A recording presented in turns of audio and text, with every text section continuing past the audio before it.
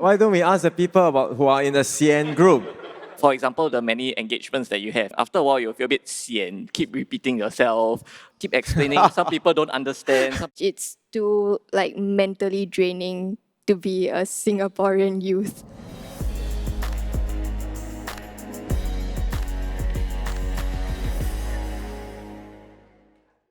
So let's dive deep into the discussion right now, and we'll be first conducting a simple social experiment titled Meme Me, or it's like Me if you actually read it out. And as you can see, the memes have been placed around the room here, and these memes were actually designed by White space for gov.sg. So here's what's going to happen next. I'm going to be asking everyone a question, and we'll then need you to move physically to the meme that best reflects your response to the question. And if you can see here, there are 5 different memes to choose from. And if none of them resonate with you, you can literally sit it out by taking a seat at the steps. And for the people at the steps, don't be lazy. Please get up and, physically show how you feel on the inside. So, okay, everyone ready? Yeah. All right, and both of us will also be moving around the room. So the first question is, how do you feel about Singapore's future? There's no right or wrong.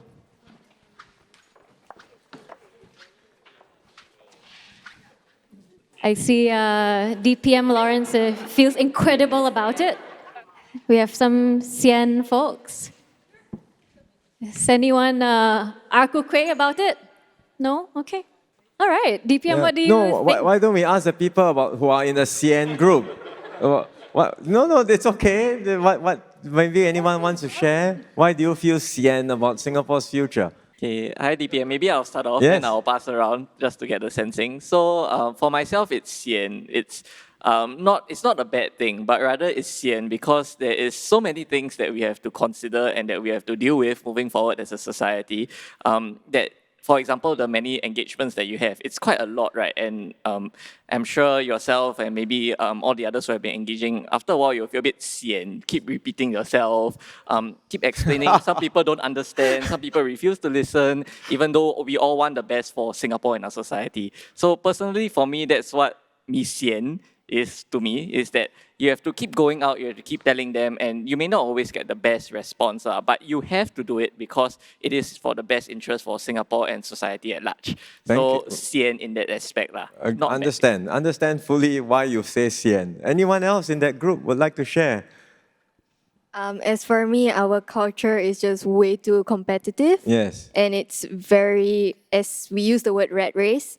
And so I just believe that for this current day and age, it's too mentally draining to be a Singaporean youth. So that's my take on it. Thank you.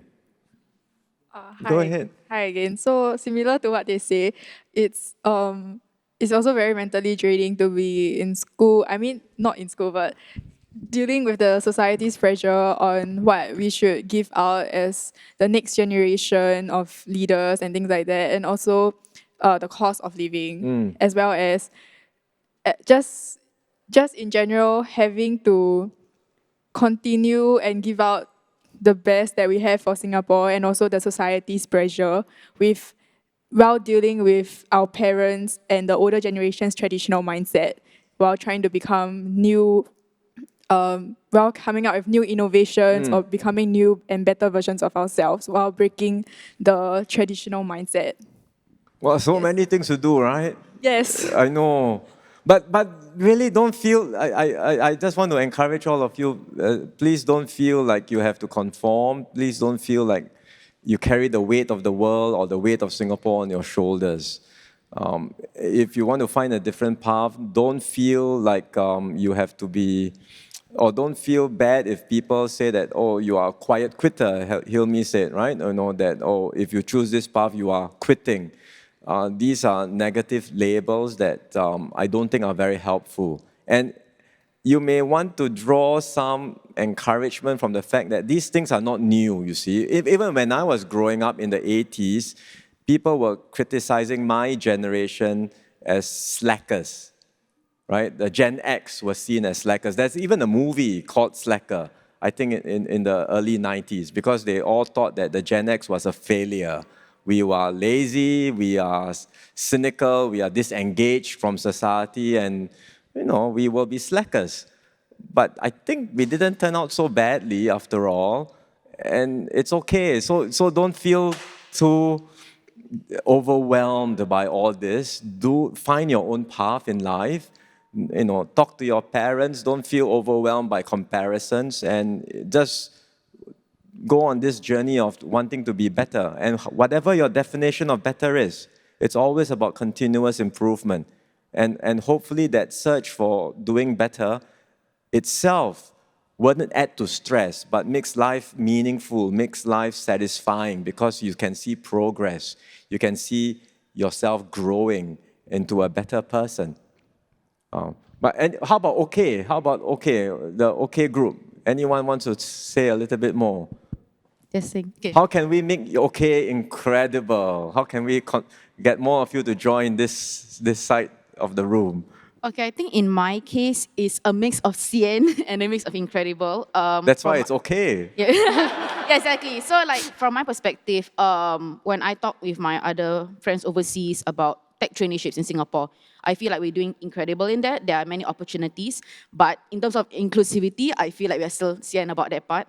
And I feel like in order like for me as an okay group member to go towards incredible, I feel like it really comes down to having discussions like this, having like a constant feedback loop, so that we know we can figure out what are the things that we are still sian about, and tackle it, while also going back and reflecting that, hey, we have done incredible in this. How can we apply what works really well into the sian points, so that it's we are strong in some things. So how do we adapt those strengths to encourage the sian points? If that makes sense, yeah. Yes, it makes sense. Anyone else would like to share? Yes, go ahead. Hi, I'm Sarah from SUCD. So as a university student, actually, I'm quite excited and enthusiastic about life currently, because university life has been quite fun. Because because we're back in class, and then I have all my CCAs to go to. So actually, I enjoy it as a youth. But I think also when you come to the struggle of figuring what you want to do after university for work, or like also, there's so many things we want to do, but there's so little time and resources. So it's incredible. But it's also sian when there's all these limitations.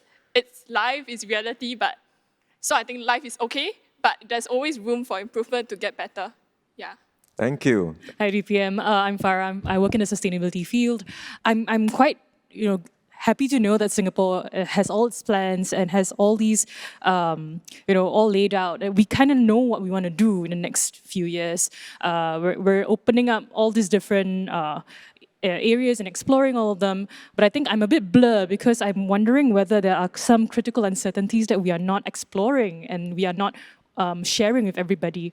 What if all these? What are some of the externalities that could affect us ultimately? And then, so that kind of like, what if we're thrown off all these? So I'm quite curious to know your point of view on this. No, good that you have your eye on these uncertainties, because life will throw curveballs at us.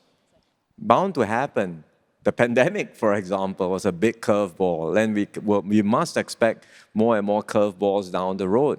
So I think it's good that we are mentally prepared, but that there will be these contingencies, these unexpected scenarios coming up.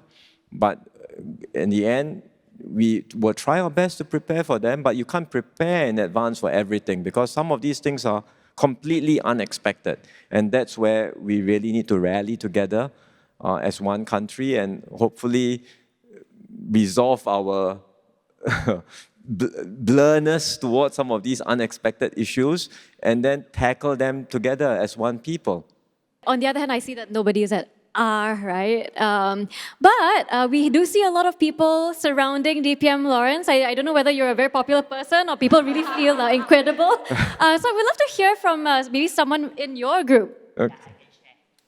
Alistair would like to share. So, hi DPM, Alistair here. I choose this spot incredible because I feel incredibly hopeful actually that many of us are in this place, many of us are having these conversations. And I do see that these are the future of the Singapore generation to come. These are the future of the youth who will be eventual leaders of our society. And I see that people and many of us do make the effort to actually voice out. Of course, we do share different thoughts, different opinions in a respectful and courteous way, of course. At the same time, it's hopeful because at least people want to. People care enough to voice out their opinions. And I think it's good because we don't want to see a day, and I don't want to see a day where people give up on sharing their concerns because they lose sight or they lose hope or they lose faith. And so I think it's good that all of us are still coming together to share our thoughts and ideas because we want a better society together. Excellent, thank you. Amazing, and that's definitely very encouraging. So now we'd love to hear from you, DPM. Why are you at Incredible? Why don't we see, I think we have time for one or two more people. Yeah. Kishore. Hi, DPM. So I think for me, why I might feel very hopeful like him as well is because when I look back at Singapore's history, since our independence, our story, our success is a miracle itself. It doesn't happen very often. And each generation has its own challenges, and generation after generation, we have overcome them. And my generation itself, we face challenges. But knowing that my past generations have overcome these difficulties, I'm hopeful that despite challenges, we can overcome the challenges for a hopeful future whereby I know that we all can live in a harmonious and inclusive society and overcome the challenges together. Thank you. Thank you for that positive note. I just want to recognize that whether it's the group that went to Blur, Sian, the OK is sort of like, there's some elements of Incredible, but there's some elements of Blur and Sian, so we are sort of in the middle. And I think there are all these concerns which are legitimate concerns. We are not perfect in Singapore. And that's the whole point, right? Because I think if we are perfect, then there's nothing to do. But we are not perfect, and all the more reason then for us to feel that there is things that we can all do together to make things better. Precisely because of the flaws, precisely because of the imperfections, it's up to us, Singaporeans, no one else. Who else will care about Singapore besides us? So it's up to us to make things better. And that hopefully will motivate us, will excite us, knowing that our forefathers have done it before, and we too now have a say in shaping that better Singapore. And all of you do as young people. This is your future, this is your country, and your voice matters incredibly. Incredible. Okay, everyone, face palm, face palm. And I think we should have confidence at the past, what we've been through together. We should have faith in one another as fellow Singaporeans and in our country that we can keep on this journey of building a better Singapore for ourselves and for the next generation. Singapore is a small island, but we don't have to be small in our mindsets.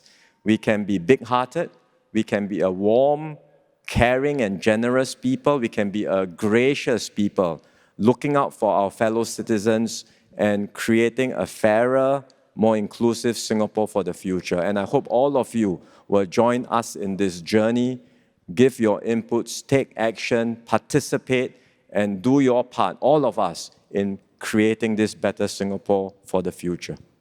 So DPM Lawrence, thank you so much for spending your time today with us. I'm sure all of us here, all our guests really appreciated our time together. And of course, a big thank you to all our participants for joining us today, as well as the members of the public for sharing your thoughts and questions online.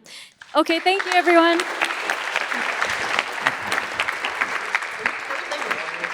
Yeah, well done. Thank you everyone. If you marry the wrong person, then yeah, no. Make sure you do it for the right reasons. Please don't do it just for the sake of the flat.